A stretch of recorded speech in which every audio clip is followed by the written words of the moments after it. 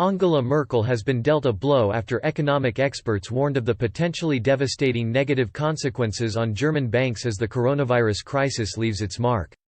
The EU's largest economy is preparing for an economic downturn as credit rating agency Fitch warned the creditworthiness of banks in Germany could soon be downgraded. This would prove a major blow to Germany as lenders could be less likely to provide German banks with funding. Fitch said, "The quality of the assets is exposed to downward pressure." Analysts wrote, "This is because the sector's modest pre-crisis profits are a thin first line of defense and the crisis-induced deterioration in asset quality. The above-average dependency of German banks on net interest income compared to foreign competitors means that this will further increase the pressure to improve cost efficiency." Meanwhile, German Savings Banks Association President Helmut Schleweiss said banks were preparing for risks as the coronavirus crisis continues to grip the world. He said, "We have to expect that this development will worsen significantly due to the corona pandemic.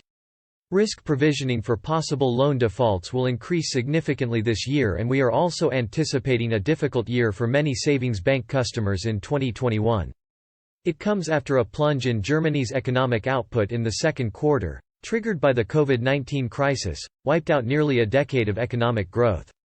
In the second quarter of this year, the German economy shrunk by a massive 10.1% compared to the first 3 months of 2020 as the crushing impacts from the coronavirus crisis become increasingly evident." Germany's Statistics Office said the GDP index adjusted for inflation, seasonally and calendar effects plummeted to 94.26 in the April to June period. The office said, "Most recently, the chain index was lower at 93.19 in the fourth quarter of 2010, so that's roughly 10 years ago." The huge crash in the April to June period was triggered by a massive collapse in exports and measures introduced in a desperate attempt to contain the coronavirus pandemic.